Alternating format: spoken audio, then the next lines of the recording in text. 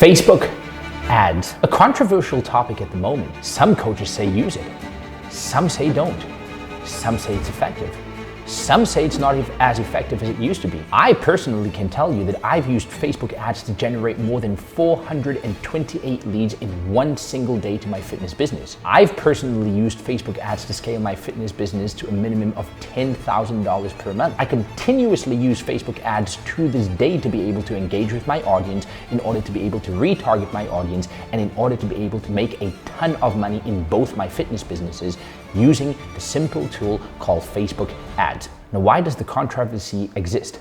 Well, when Apple released one of their iOS updates, Facebook was not able to get the third-party data back to its app in order to be able to retarget its clients. Most people will argue that this is why it becomes ineffective. Now, while that might be true, I can assure you that it's not, because I have the proof behind it that it works. So in this video, I'm going to be giving you a 4-step process to be able to go ahead and implement into your Facebook ad strategy today, that's going to allow you to be more effective, going to allow you to be able to retarget every single one of your audiences just like you were able to do in the old days. And more than just that, I'm going to give you a bonus tip that not many people are speaking about. They're actually whining and complaining that Facebook ads don't work, yet if you implement this bonus tip, I can assure you that you'll be a force to reckon with in the field of Facebook ads, and you'll be able to scale that fitness business of yours to a minimum of $10,000 per month. Before we move forward, I want to make it very clear about this training. I thought long and hard about this training because we have training that we've done in the past, which has been like an hour to 2 hour long in-depth modules of how to actually go ahead and run an ad. And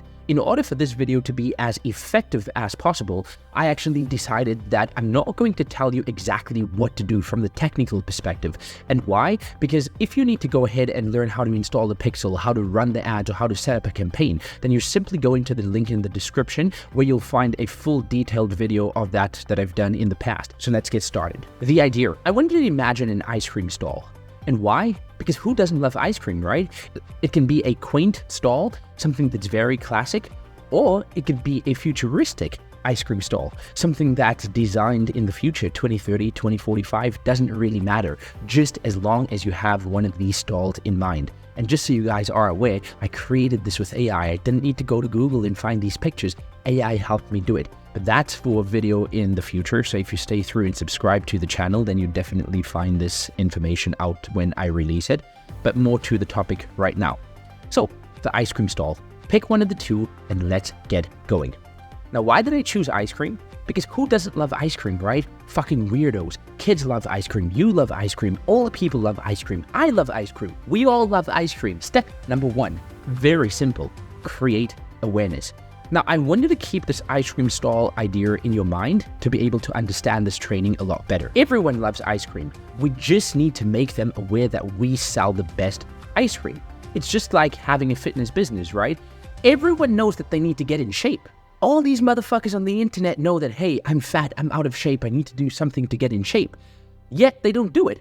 You just need to create the awareness around them and tell them that, hey, get your ass in shape. So it's so simple, right? The concept behind this is going to be, again, back to the ice cream stall. You're going to take your ice cream stall and you're going to walk out into the town square on a busy day and set up your stall.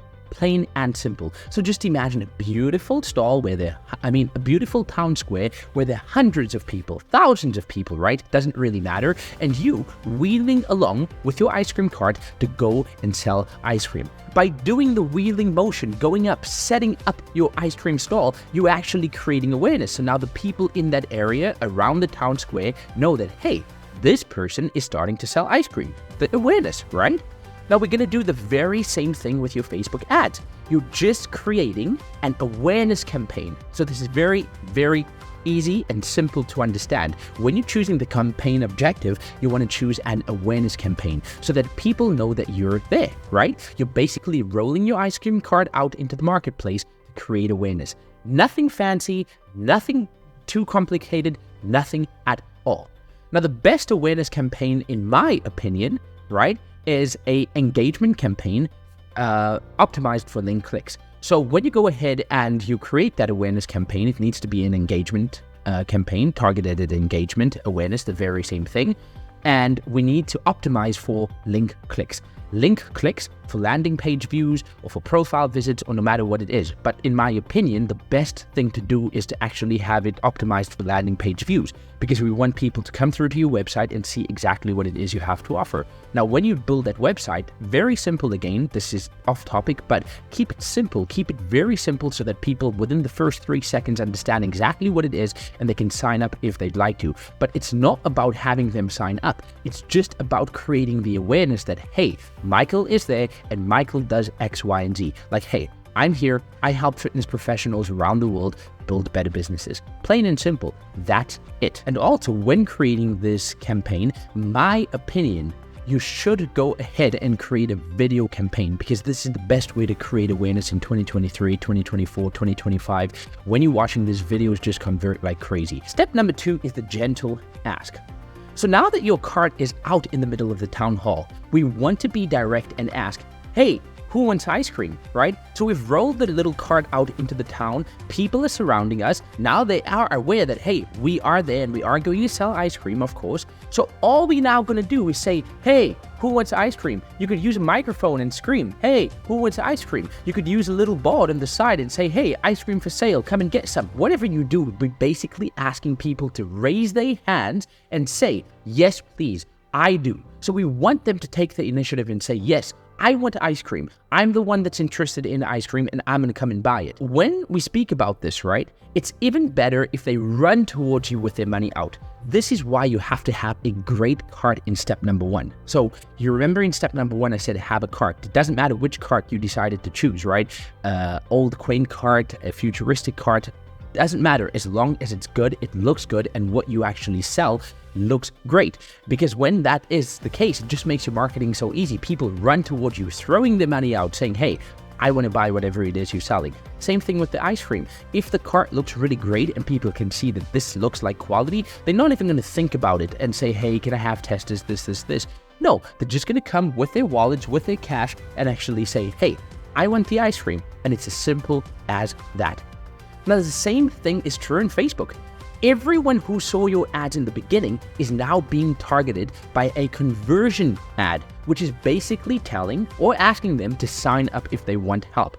So in step number 1, we were not running an ad targeted at conversions at all. It was targeted at awareness, right? At engagement. Now, everyone who's seen that first ad in step number 1 is going to be getting the second ad in step number 2, which is a conversion ad. So now we actually do want to go ahead and convert them into leads, which will then convert into clients, right? The best forms here are conversion campaigns set to capture leads.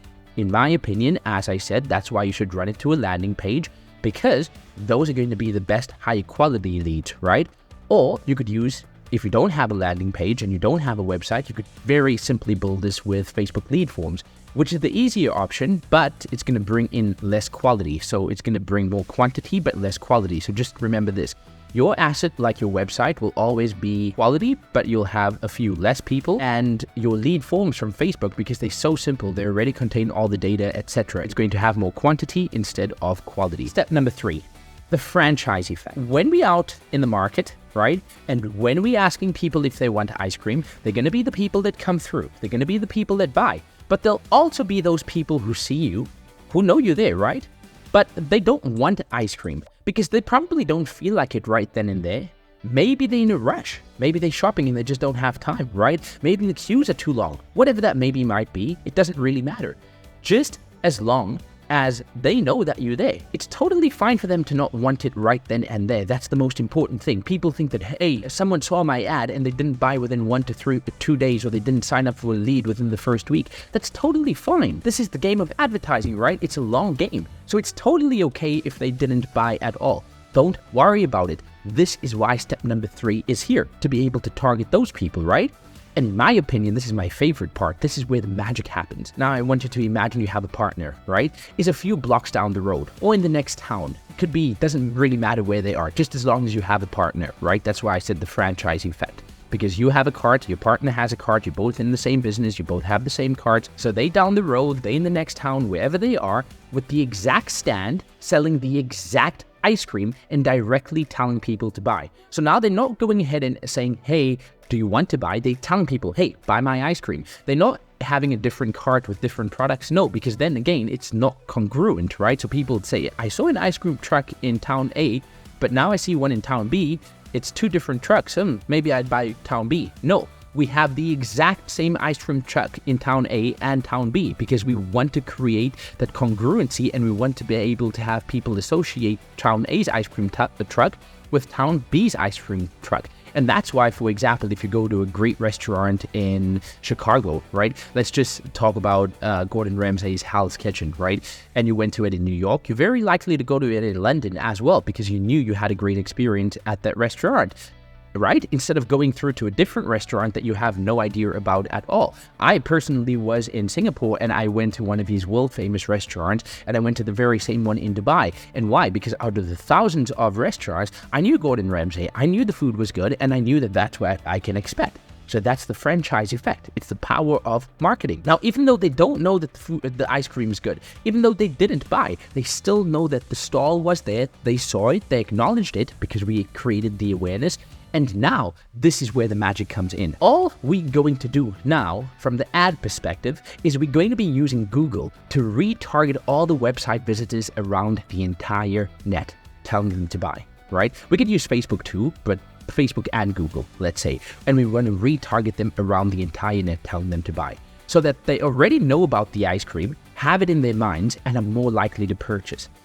And Google acts like the sales guy who won't stop calling you unless you buy, but just less fucking annoying. So think of opting in for something and this sales guy just call you every fucking day until you actually purchase, right? So you purchase out of frustration because you want your phone to stop ringing.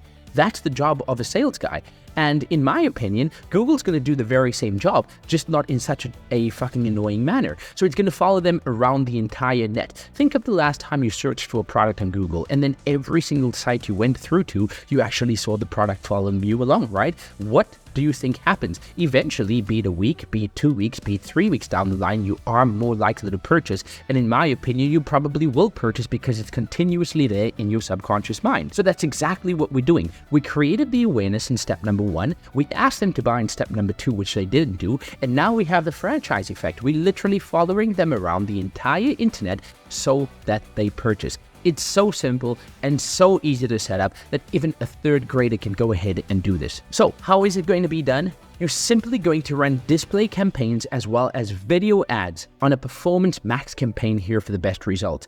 So you want to go ahead and create some display ads, right? And you want to have a really good video ad. You could have a short form content format and a long form YouTube video format, and you want to run it as performance max. Because what that means is it would show up in YouTube, it would show up in Gmail, it would show up in every single website Google has partner networks with. Whenever they're searching for something on their mobiles, on their MacBooks, whatever it might be, your ad is going to be there showing to them all the time. So now that fat person didn't take action, they didn't want to buy when you asked them to buy, but now they're going to be reminded all the time over and over and over again that, hey, get your ass in shape, get your ass in shape, get your ass in shape. And they keep seeing your ad. Guess what happens? When they're ready to do that, they come through to you to actually go ahead and purchase. And here's a bonus tip to this as well. If you actually go ahead in step number 3 with the franchise effect and create that franchise movement, like I mentioned, the 2 different cards, but then also go ahead and create some pain with a different kind of ad. So now it urges them to take action, because the more urgent something is, the more likely people are to take action. So we want them to have action very quickly, like, hey, if you don't take action, then your kid's rival's dad's going to be the hero, being able to play with them when they're older, because you will be fat and out of shape and you'll be out of breath and your hip will hurt and your knees won't work. Something like this, right? We create urgency and use emotion in it as well. And those are the 3 simple steps to going ahead and using Facebook ads in a manner that is still effective, still works, and still generates hundreds of thousands of dollars for my business and every other business that I know under the sun.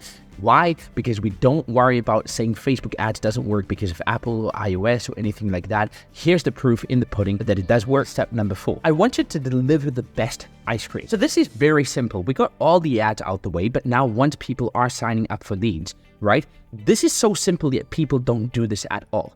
People are there. They're throwing their money at you. Now is your time to sell, and sell fucking good ice cream. And why? Because the better the ice cream, the more people want.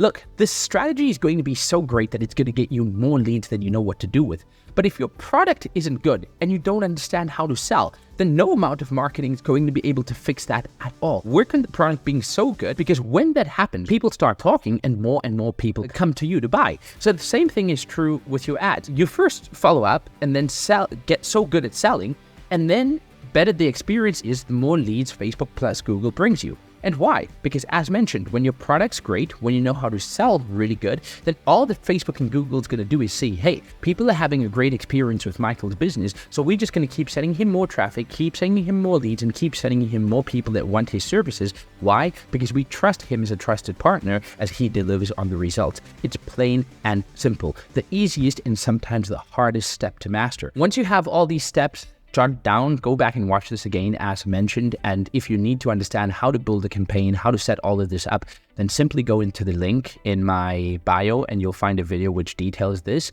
But if not, let's move through to the bonus, which is the content machine. Now, I want you to imagine the content machine like having flyers posted all around the town, doing the awareness and autopilot all day, every day for free. So every single day you have your flyers around the town. Hey, Michael's ice cream stall, the best. Come along, visit, come through, get your ice cream, get this, get that. And no matter where people are, they could be in town A, B, C, D, E, no matter what, they keep seeing your flyers, and your flyers keep keeping the awareness there. Your flyers keep telling people to come through and buy the ice cream, right? And it's for free because you only pay for it once off in the very beginning. And then guess what happens? Once they're there, they're basically for free. People know about it all the time, all day, every day, for free. So no matter when they want ice cream, they remember that, hey, Michael's stall is the best stall. We're going to go ahead and buy ice cream from him. Now, how do you apply this into your business? We just use content. The only thing is it costs time, but you create it once and people come to know about you wide and far, right? So content can have a really great reach once you start actually being consistent with it. Once you know what you're doing, once you start creating great content, it's going to have you reach new people wide and far in different countries around the entire world completely for free. Nothing costs anything to make content except time. That's it. Plain and simple. Now, how do we do it? I wanted to create one content piece per day and post on the 4 main networks, be it Facebook, Instagram, YouTube, and TikTok. That's how we do it as well. And the awareness is for free. So you go ahead, you post this, you use the appropriate hashtags, it gets the right people, and then you retarget everyone who engages with it with ads. So that's why you need to have a pixel set up. You need to know those people that are engaging with it. And then you're just retargeting them completely for free. So you don't have to go ahead and scout for them in the very beginning. Now it's cheap as shit to go ahead and retarget these people. Why? Because you're creating content, right? And it's reaching them, it's benefiting them. And now you could retarget them to purchase. Alternatively, you might not even need to retarget them because they come through themselves and say, hey, I want to sign up because we know you, we trust you, we see your content, and that's why we want to buy. Like this YouTube video, right? It's giving you the gist of how to do something, the strategy behind it, and now when you want to go ahead and implement it, or you want to take your fitness business to $10,000 a month, $20,000 a month, where do you go? You come through to My Fitness Brain, you come through to Michael. And why? Because you know that what we're telling you works, you get value from it, and now when you're ready to purchase, you just go through to the people that you keep seeing that promised and they delivered on those promises. And that is what makes great business. It's a win-win for everyone involved. So just to show you this in context, I've created our organic content flywheel, right? A quick breakdown. So we have one long form content video like this YouTube video that you're seeing right now, which goes onto YouTube every week. And then we break it down every single day on Instagram, YouTube Shorts, TikTok, and Twitter. Every single day. And it just feeds the other. So it's new content, it's old content, just continuously moving forward along the way, reaching new people over and over and over again. And that is how simple it is to actually go ahead and be successful with Facebook ads. But most importantly, using this bonus content will be like adding fucking jet fuel to your ad strategy, because this is just free reach. It's there all the time, all day, whether you turn the ads off or not. Your content's not going anywhere. It's going to be there. People are going to share it. It's going to get likes, saves, comments. The more of that happens, the free marketing for you, just like those flyers. And that's how simple it is. So to sum it up, step number 1, the awareness. Step number 2, the gentle ask. Step number 3, the franchise. Step number 4, sell good products. And then lastly, the bonus, just go ahead and create organic content. If you go ahead and implement those strategies, including the bonus tip, I can assure you that you'll definitely be successful on Facebook ads. So go ahead, click on that subscribe button, as I'll release more videos like this on a weekly basis that will be sure to take your fitness business to a minimum of $10,000 per month. In fact, I'm so confident in that I've actually gone ahead and put together an entire strategy session for you. So if you'd like to take us up where we could take you through the roadmap of how this works, and simply go through to the link in the description just below this video, click on it, choose a time and date that suits you best. Once you do that, you'll get a confirmation email from me. My team will take care of you. We'll make sure to give you the best processes that you could go ahead and implement into your fitness business that will help you be more successful, help you be more productive, and help you scale that fitness business to a minimum of $10,000 per month. So that's it from me, and I'll see you guys in the next video next week.